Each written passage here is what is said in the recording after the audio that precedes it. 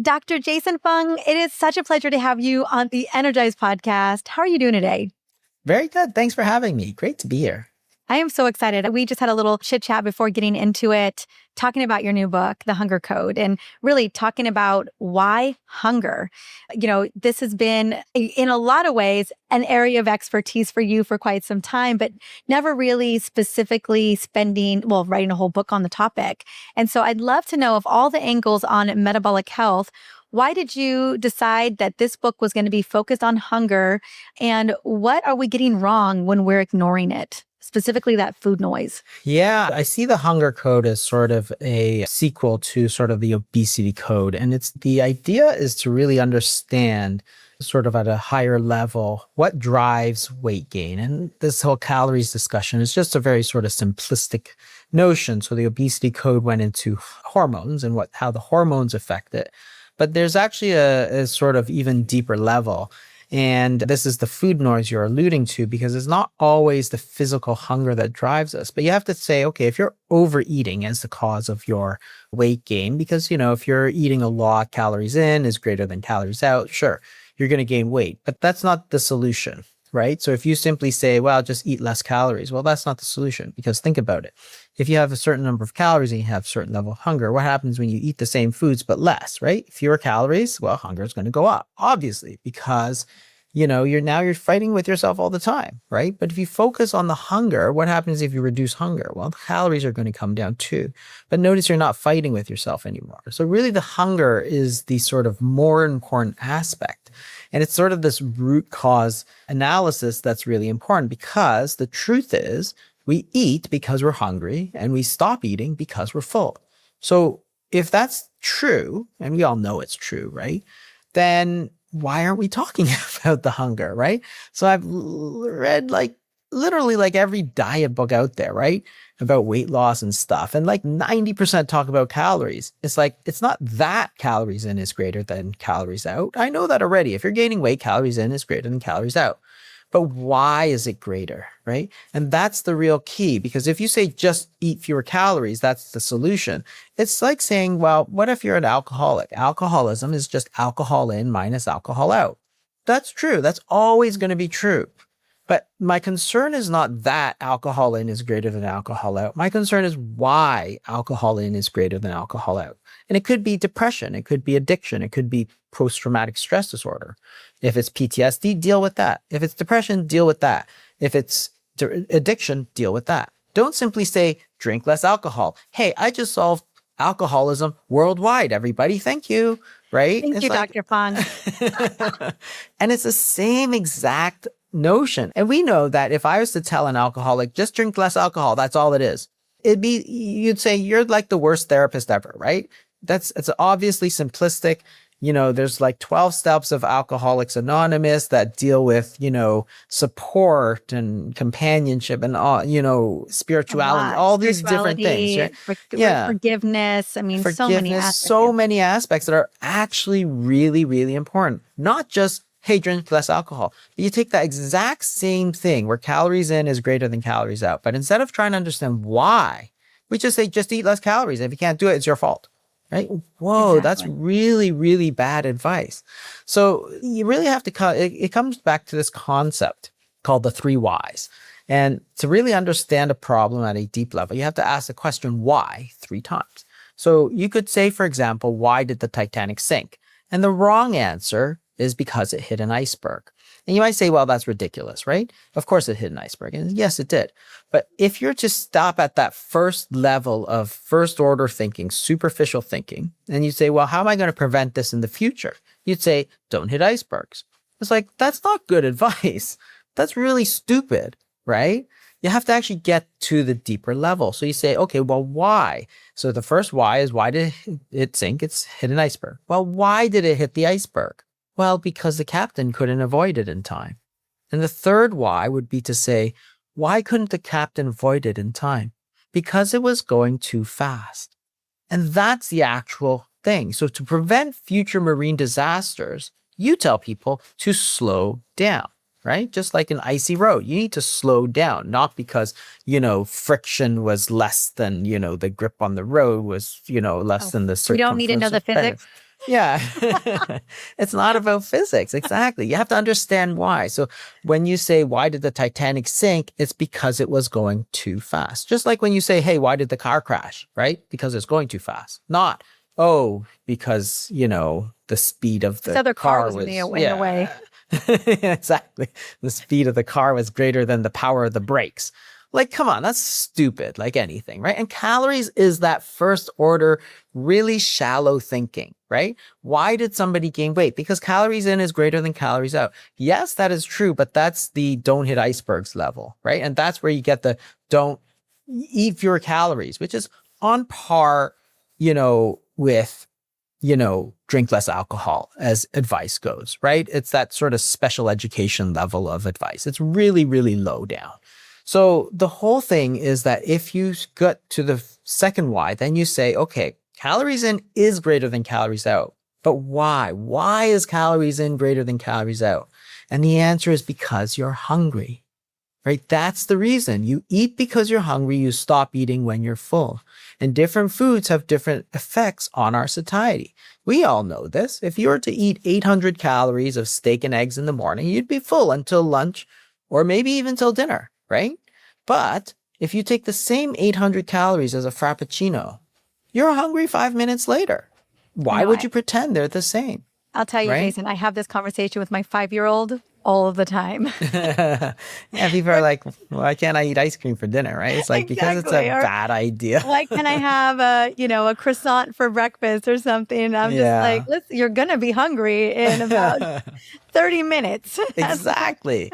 Exactly. But that's what we told people, right? Eat low fat, eat lots of carbs, have that, white bread and jam. And then people were like, well, why am I starving at like 10 o'clock looking for a low fat muffin? It's like, because you ate stuff that didn't create the hormones that created satiety.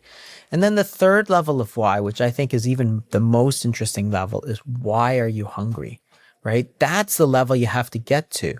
And there's at least three different types of hunger.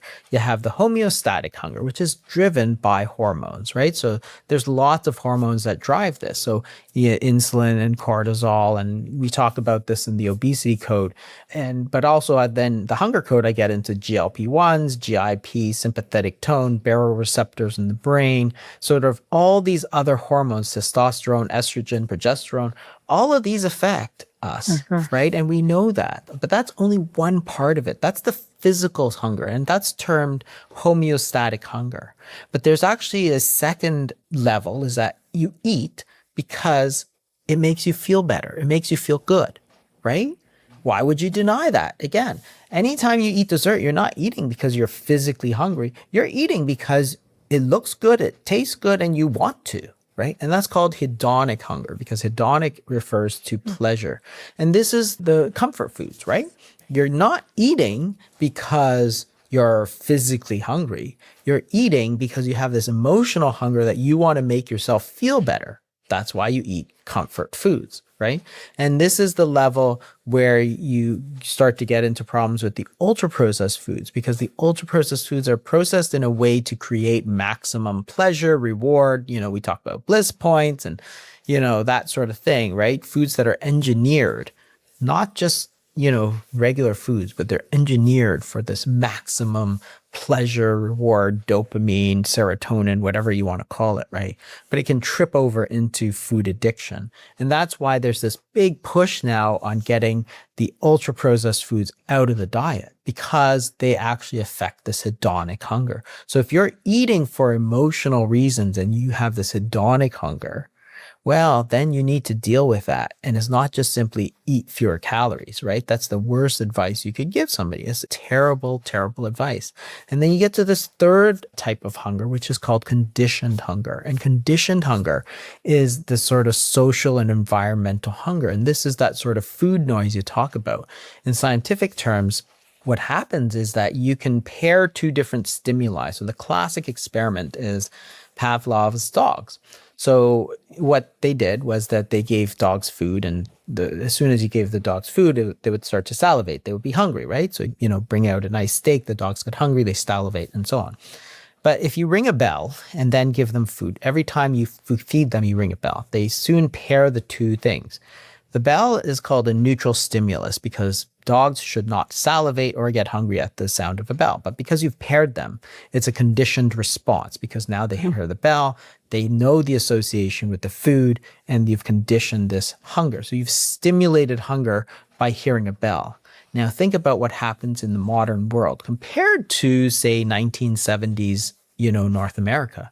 Well, you eat in the car, you eat in front of the TV, you eat at the movies, you eat at your desk, you eat in front of the computer, you eat because it's breakfast time and somebody yells at you if you don't eat breakfast. You eat in the mid-morning, mid-morning snack, you eat at lunch, you eat after school snack, you eat at dinner time, you eat before bed.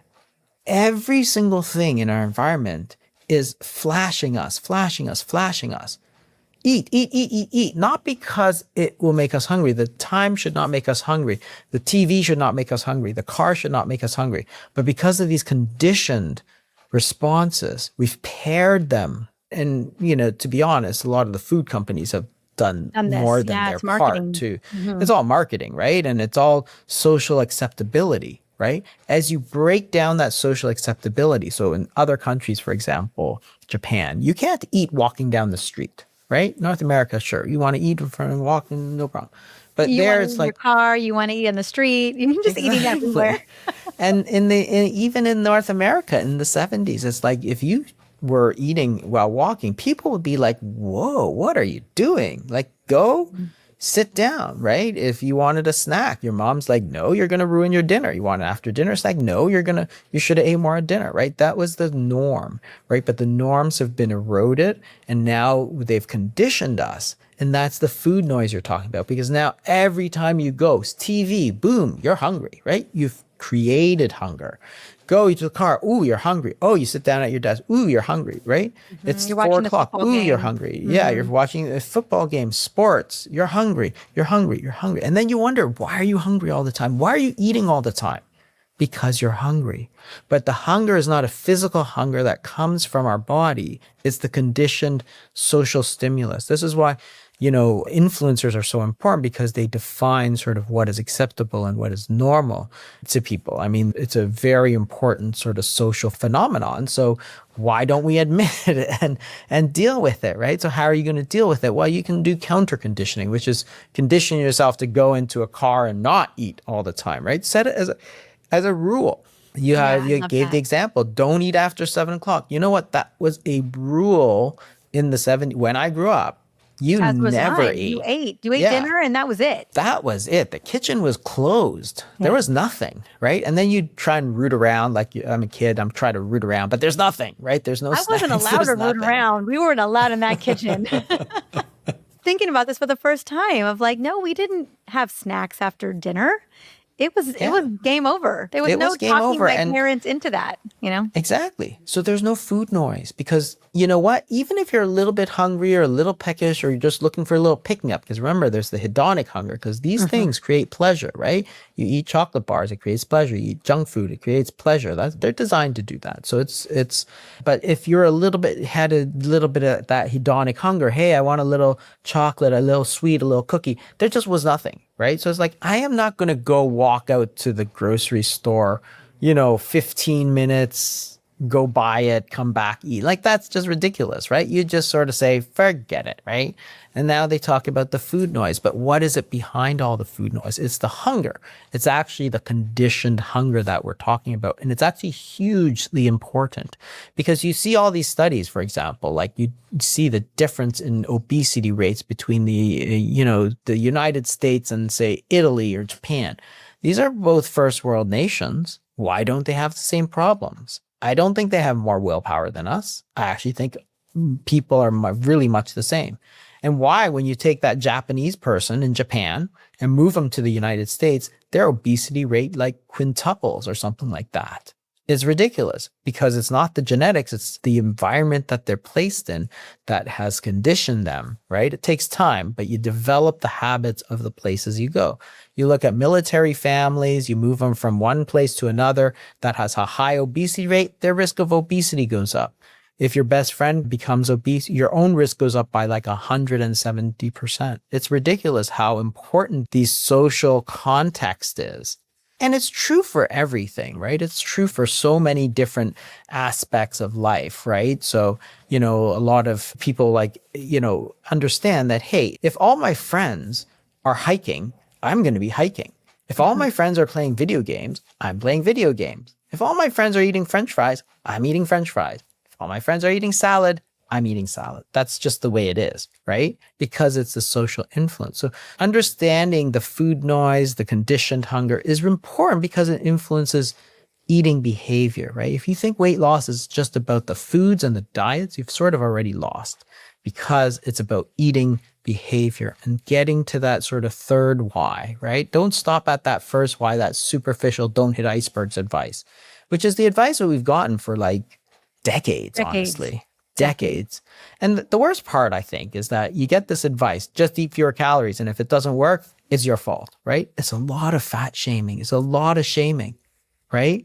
It's like, and I think it's so hurtful and harmful because all these people in authority, like guidelines, the scientific committees, American Heart Association, the dietary, all the sort of doctors, the dietitians, they're all like, it's all calories in, calories out.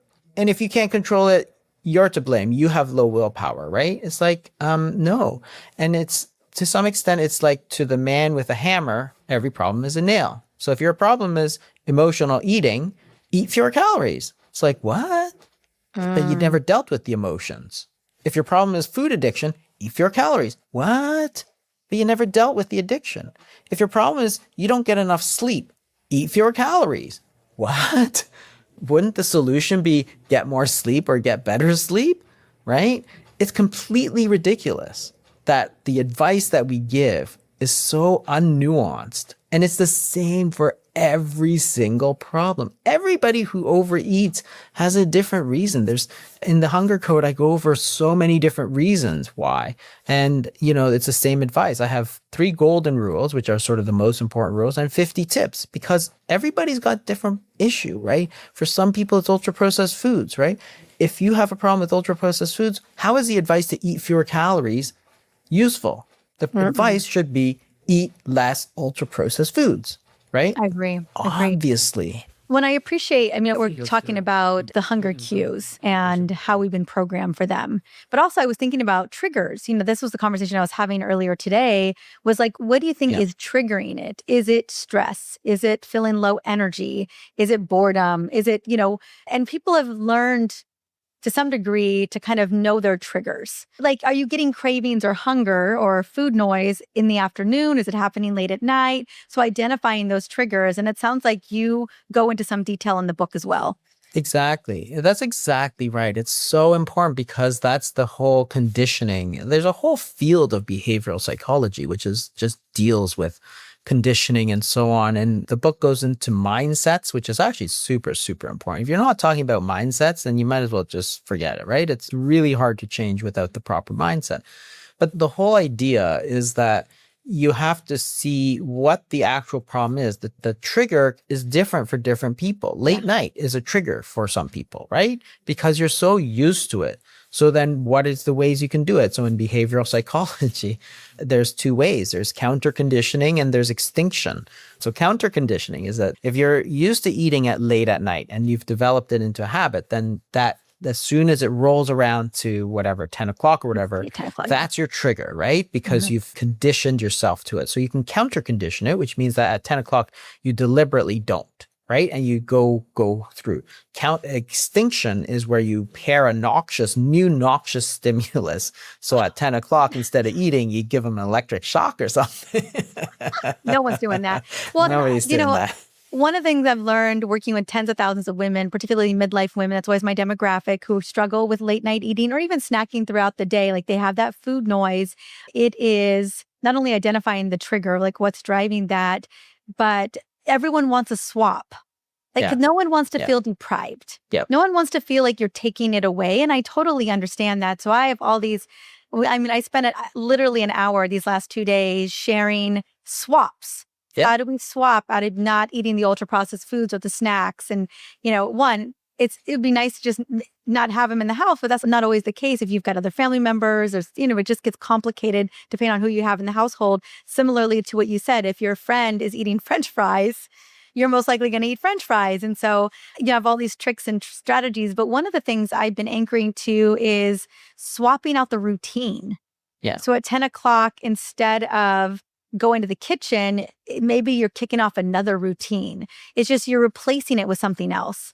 Yeah, absolutely. And same thing goes for like, if you're eating in front of the TV, you're used to something, right? Mm-hmm. Then swap it for green tea, but make that habit easy. So have the tea there and ready to go. Yes. So then when you want it, you go, okay, I'm going to swap my cookies that I normally eat for this green tea. Now you're still drinking something. You got something in your mouth. You're still doing something with your hands. It feels like a swap. But it's different. It's a swap. Mm-hmm. And over time, that becomes a habit. And then your habit is no longer cookies in front of the TV. Your habit now is green tea in front of the TV. Yeah, and same with the routine. So, if your routine is to always eat at 7, the problem is that you're going to be hungry every day at 7 because you've conditioned it. So fasting is one way of trying to break a lot of the conditioning by deliberately sort of breaking all of these habits. But then the other thing, I do when I fast is that, I schedule something. So it's like, I'm not just sitting around waiting for my hunger to overwhelm me. Take over you. Yeah. I've got a plan to go out and do something, usually like swimming or something completely where, okay, you really can't eat, right? It's like, no matter what. You cannot eat. It's like the one thing you can't eat during it. So we all just need to be swimming is what we really need to be doing. No, I agree with you wholeheartedly. For me, I always had food noise between 2 and 3 o'clock in the afternoon. And for many years, I didn't associate the fact that I was conditioned to this time. Even though I took health psychology, I took behavioral psychology, and I knew all the nuance. It's funny when you're living it versus theoretically knowing it. Yeah. And at some point, I knew I needed to recondition. And even today with whatever amount of willpower or a reconditioning, occasionally, maybe it's a day where I didn't have a robust enough protein-driven breakfast or lunch. Things, not every day is the perfect day. Yeah. And I'll get that hunger at 2:30. And it's my direct conditioning to grab my water bottle and grab my shoes, my tennis shoes, and just go straight outside. Like I have to turn right to go into the kitchen. I just go down the stairs, straight out the door to outside. And I walk for 5 minutes. It's gone. And that's the condition I've made. Yeah. And it's really, it's a great thing to be able to understand, right? You can only take care of the problem if you understand the problem, right? So once you understand that, hey, it's this food noise, it's this conditioned hunger. Now you can actually come up with a plan of, okay, now what am I going to do so that I'm prepared for this, right? Mm-hmm. Because this is the thing. It's like, I don't understand sometimes. We obsess about counting calories. It's on our nutrition labels. It's here. And we never look at the deeper reason and the sort of psychological reasons why all of this is happening. And at the same time, when you talk to people, it becomes obvious. Like, obviously, this is your problem, your trigger, or food addiction, for example, which I do discuss as well, because it's actually an area in ultra-processed foods. Both of those areas have had huge research in the last 10, but particularly the last 5 years. We've really started to recognize why these foods are so bad for us. And partially it's because they cut across, like ultra-processed foods, it really cuts across all the different levels of hunger, right? It cuts across the homeostatic hunger. That is, you eat these foods and they have this vanishing caloric density, which is that when foods just dissolve in your mouth like a cheese puff, you don't count it. It creates no satiety. So you can keep eating it, which is the great for the food company, right? Because it sells a lot of food, makes a lot of money. It's just unfortunate for you, right? So, but you have to understand that the homeostatic hunger, like ultra-processed foods, really cuts across the homeostatic hunger, hedonic hunger, because again, hedonic hunger is, it's designed to create mouthfeel, texturizers, emulsifiers, the salt and the sugar and, the right bliss points, and you just hit the hedonic hunger. And then they're very easy because they're so convenient. They create these sort of conditioned hungers. You create these habits where you're just snacking on them constantly. So it cuts across all three hungers. So it's like, no wonder these ultra processed foods are so bad for you. That's actually my number one sort of golden rule, is get rid of the ultra processed foods. Me too. Hands down. Yeah, it's just the most it's important so much thing. of the battle if we can just get rid of the ultra processed foods. And this is the thing, right? Once you bring it into the consciousness, then you can change your mindset, right? Because the thing is that now when I look at ultra processed foods, I don't think, ooh, yummy, right? And that's been our conditioning for so long, right? All the commercials on TV, snack foods and sugary cereals, all these ultra processed foods, they link themselves to fun and joy and cartoons and Saturday morning and, Pixar movies and all this sort of stuff, tie-ins, right? Movies, right? All of these things, the ultra processed foods links themselves to these fun, enjoyable things so that you don't recognize that. And, it's once you recognize it, you can say, oh, this is actually really bad for us. And this is why. So now when you change your mindset, I look at it, I say, wow, this is so ultra processed, so bad for me, right? I don't even want it anymore, right? All of these boxed foods that I used to buy, reasonably, it's like, I just don't want them. And that's the key, right? When you change your mindset, it's not like I'm saying, ooh, I love these ultra processed foods, but I just can't have them because they're no good for me, right? I just don't want them anymore, right? And that's the power of changing your mindset. You can use mantras, you can use groups, discussion groups, and all these different things. And it's like, okay, if these things are so important for eating behavior, which affects what you eat, which affects your weight, why don't we ever talk about it from a scientific standpoint, right? Why just talk about calories as if that is the most scientific thing ever? It's so superficial. The understanding is so superficial. And that's where I try to go with the obesity code, and then now with the hunger code, is really trying to get to the sort of scientific discussion of what we're talking about, which is stuff that you and I and everybody else who has lived it knows is important, right? It just hasn't been given, that sort of legitimacy. Yeah, exactly. Agreed. I'm so grateful because I know that the conversation of food noise is coming up more and more, and people still want to deeply understand, because it's one thing to, again, even know that there is food noise, but maybe not correlating, your environmental cues to your food noise. And so I think that this kind of conversation really opens the door to like, oh, let me go a little bit deeper into that third why. What's going on. What's the trigger? What's the, what's happening? And then once you say, okay, this is the trigger, it's triggering my conditioned hunger. Mm-hmm. Let me do something about it, right? As opposed to somebody telling you it's all about calories, right? Or blaming you or shaming you. What a lot of women get, and it's all your fault. Many of my patients, they're stressed out. They've got low mental energy. They're just crawling through the day to get through the day. And again, it's another thing to be like, wait, I got to pay attention to this conditioned cue that subliminally it just kind of entered in my sphere. This is the thing I've been, and so I think bringing in that awareness allows us to open the door and to ask the questions. Like yesterday in the call, I was like, okay, here's some of the main triggers that many of us fall into. Which one do you identify with? Yeah. And then I had swaps for each trigger. Just to kind of touch, and mind you, everyone knows where I stand on the ultra processed food issue, so I don't need to belabor it. But I also understand that, if you're feeling overstressed, or you're talking about alcohol, the wind down, unpopular opinion, that it may feel like it's winding you down, but it is wrecking your blood sugar and your sleep on the back end, especially in the evening. Okay, well, it's one thing to know that. We have the data. We can see heart rate variability dropping. We can see your body score, your sleep, your deep sleep, your REM sleep is not where it needs to be. And it's like, okay, well, it works. I think it works. I'm triggered to do so. What do I do instead?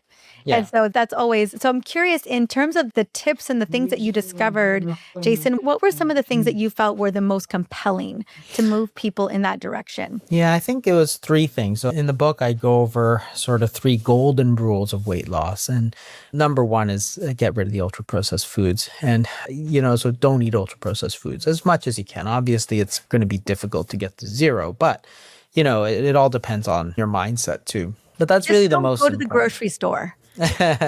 Well, shop the edges, as they say, Well, I right? love it. So it's Even the edges. I share the story of going to this mega grocery store not too long ago to find water for my son. And it was aisle, because when you go to a new grocery store, you can't find yeah, anything yeah, anywhere. yeah. And it was aisle after aisle after aisle of ultra processed foods, packaged foods. I mean, it must have been thousands of I'm down the 16th aisle at this point, and I'm about to have an anxiety attack because all I can think about is how many parents are in this store right now trying to shop for their family. And this is all they see. This is everything they see. Yeah, and it's sold to you as healthy. Like you see Mhm. these Oh, yeah, protein bars, right? gluten-free, It's like, protein in this. yeah, it's Yeah. like goodness. It's like you get tricked into thinking it's healthy, but it's like, there's this bar that came out, I think it's called the David bar or something like that. And it's like, oh, it's healthy, healthy, healthy. There's all these influencers. Oh, it's healthy, healthy. And I'm looking, it's all fake stuff. It's fake fat, fake everything, chemicals up the wazoo. It's like, whoa. Like maybe you should just eat like a piece of fish, right? I think that would be like Yeah, 10 or times better for you. But nuts and there's some cheese and some yeah, berries, like, exactly. Exactly. And those are it's like, but single word foods. but the message is not that. The message is, oh, this is the healthiest thing you'll ever get. It's like, come on, that's not healthy at all. It's so ultra processed. There's no way that is healthy. That is not part of our traditional diet. It's not. But yeah, I mean, that's to me one of the most important things. I completely agree with you. And to see that, getting the attention in the latest dietary guidelines is really, to me, very, very encouraging, I because agree. before that, it's like, oh, it's about fat, it's about calories. That's it. Everything else is useless, right? Now it's like, no, no, no. The way you process the food is very, very important. I also And love the no added sugar for children. I thought yeah, that was yeah, important as well. yeah. Yeah, I was a big fan. No, I know we went to Starbucks a couple days ago. I was getting an iced green tea, unsweetened, and my mom wanted something, and she's like, "Oh, they're putting protein in everything," and I was like, "No, Yeah. no, no." It's I ultra know it processed looks protein too. appealing. I get it. I'm like, do Yeah. not buy any of that. I know. I saw it as Starbucks, and another chain put in too. Tim Hortons also has a protein enhanced coffee. I'm like, okay, no, I don't think Gosh, so. I'll have my coffee. I'll have a big cream. I know what ingredients I'm eating, right? It's important. And then the second thing is, fast regularly, right? And that's really just to give your body a break. But again, it's the right hormones to sort of allow your body to release the calories you've stored. That's it, right? In terms of hedonic hunger, you're basically practicing a period of abstinence, right? Because you're not eating. That's your fasting period, right? So it's basically like a period of abstinence from, whatever bothers you. And then from a condition standpoint, again, once you fast, once you set that rule in place that, hey, I'm not going to eat for, the next 23 hours, right? The next meal will be here, right? Then all of a sudden, you break all those things where it's like where you sit down in front of the TV, it's like, okay, but I can't eat because I'm fasting, right? So it creates that sort of counter conditioning that you need.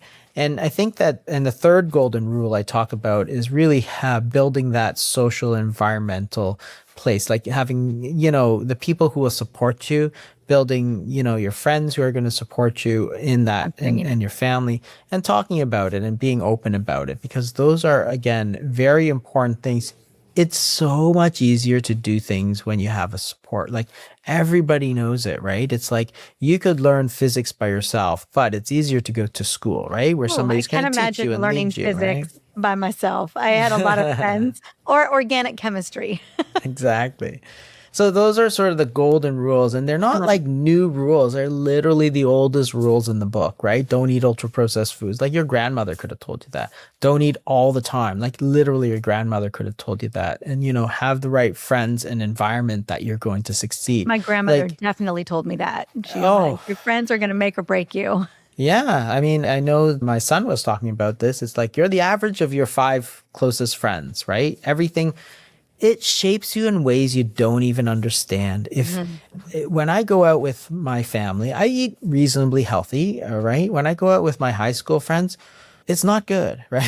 Not It's like, good. it's not good. Luckily, I don't do that all You're the the friend they time, don't want to right? be with because you're like, what, guys, I Like, don't know. oh, yeah, I don't know. But what happens is that stuff creeps in, right? It's like, oh, before you know it, you're hanging out. I mean, and it's not to say that you shouldn't, some once in a while, yeah, sure, let loose, have a good time, whatever, right? What we're talking about is the sort of the day after day after day things, right? Because that's what shapes you, right? It's like your habits. The key with habits is that they don't require willpower, right? It's like you make your habits, then the habits make you. If you brush your teeth every day, it's not a chore because, No. hey, you woke up, you need to go brush your teeth. It just is, right? Yeah. I So, always say it's one of those habits where no matter what comes up in your life, you're going to do it. yeah, What are yeah, the, I always tell people, I want you to identify what are those habits, and then yeah. how do we anchor these other habits in with those? Yeah. And one Because, of yeah. them, is like walking, for example. Walking after dinner, Hmm. super easy habit, very enjoyable, especially if you're like in a warm climate or something, right? Yeah. So for me, I can't always because it's like icy and I don't want to fall, right? Yeah, But I was talking to a friend where it's like 14 degrees right now, and yeah. yeah, I'm in San Diego, so it's Yeah, exactly. Yeah, I lived in LA for a couple of years and it was like great. It was a great habit. Every time after dinner, we just go for a Mhm. little stroll around the neighborhood. Super, super enjoyable.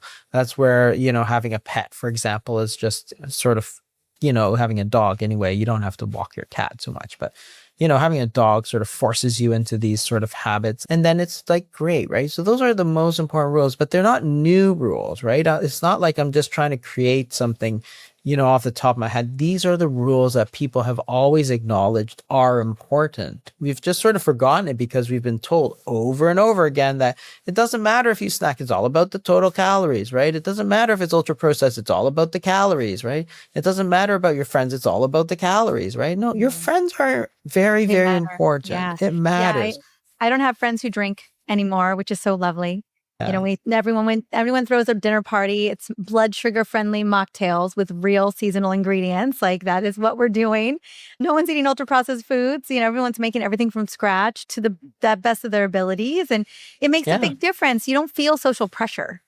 Kind of Yeah. like hanging out with the high school friends. Yeah. Well, if you think about it, California, California cuisine, which is local and fresh, right? That reflects itself because its level of obesity is much lower. If you look at, say, Colorado, what do people do? They go hiking all They the hike. time. Oh, Yeah, because it's yeah, yeah. beautiful, right? Or Switzerland. People are walking all over the place because it's beautiful, right? And it's like, oh, okay, well, that's the environment. But all of a sudden, instead of getting together for dinner, you're Yeah. getting together to hike because Agreed. that's just what you do. That's Yeah. why the environment's so important to you, right? And same Mhm. in places like Japan. I think in Tokyo, they said the average person walks like, 8,700 steps or something. It's close to like 3 miles or something like that Yeah. every single day without even thinking that they're doing anything, right? It's just that the environment that they're in, the city that they're in, because the, surface traffic is bad and you're used to taking the subways and walking everywhere, you walk. That's it, I mean, these are right? the habits, Jason, this is what I'm preaching all day, every day, that movement after meals, creating friend groups that are going to move. I talk about the ultimate longevity hack isn't getting together with the girls and drinking, going and getting cocktails. It's Yeah. walking. It's going on a walk in the park. It's going on a Yeah. hike. It's playing tennis or pickleball. It is maybe going to a yoga class together. Like if you can build movement around community or community Yeah. around movement, like that's the ticket. Tai And Chi, right? yeah. Yeah. And All of we're these not things. scheduling get-togethers around food. We're Yeah. scheduling get-togethers around movement. Yeah, and you can do that week after week after week, right? It's like every week I try to go play basketball, right, with my brother, right? And it's like, oh, very enjoyable. And, I'm not getting to get like to catch up. We're not going to a bar and getting pizza A and beer, wings, but right? yeah. A beer and wings or whatever. We're getting together, we're playing basketball, we're having fun. It's quite fun, but we're moving, And you are right? moving. Like that Yeah. is a cardiovascular Yeah. And then in the summers, we experience. switch to Mhm. like tennis or something, right? And it's Mhm. like, okay, this is still enjoyable, still fun. I'm getting my social, I'm getting my movement, and I'm getting away from let's get together for a beer, right? Which is almost the default at times, right? And it's like, okay, well, this is what I mean. Like, identify the problem, then figure out how you're going to do it, right? If the problem is this conditioned hunger, like every time you want to get together with somebody, it has to be dinner. Well, that might be an issue after a while, right?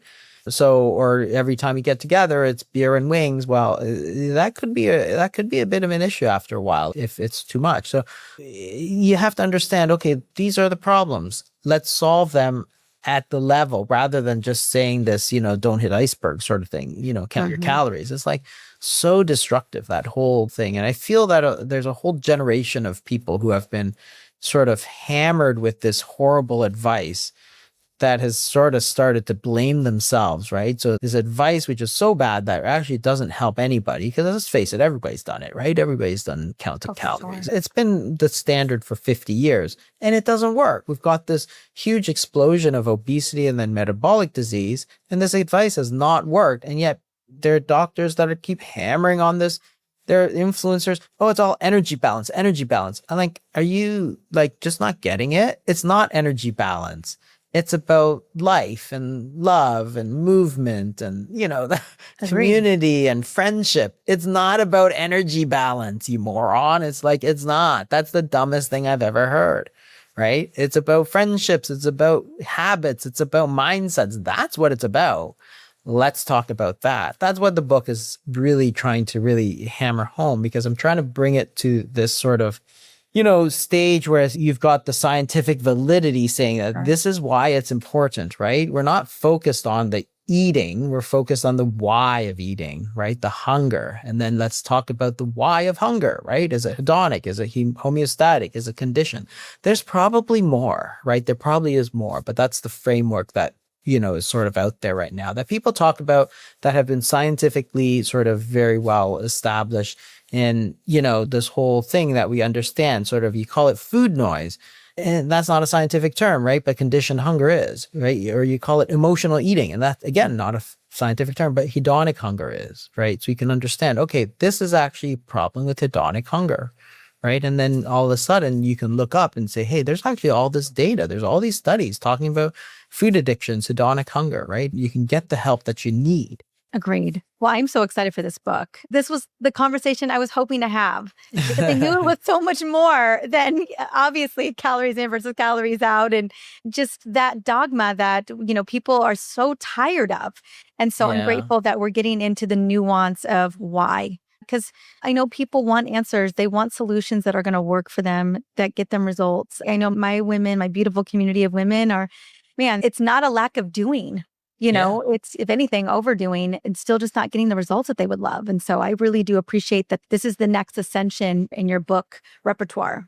Yeah, I'm very excited. I actually think it's a bit of a, really a game changer, and that, it will hopefully really broaden people's perspective on what is the key issues. I mean, I have the 3 golden rules, but there's like 50 weight loss tips, because everybody's different. Everybody's got a different problem. Food addiction. I mean, we talked about conditioned hunger, hedonic hunger, ultra processed foods. There's all these different hormones that are affected, but food addiction is actually one of these areas in research that is sort of really exploding.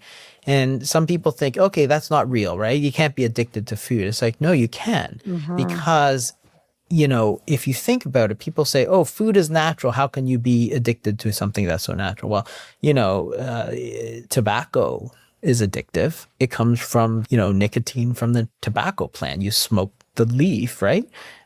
Poppy gives you narcotics, right? They're all natural, right?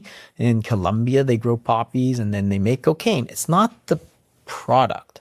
It's the processing of that. When you take a product like tobacco leaves, like poppies, like whatever, marijuana, and then you simply extract the most addictive part of it, you can create an addictive substance. And you can do the same thing with food, right?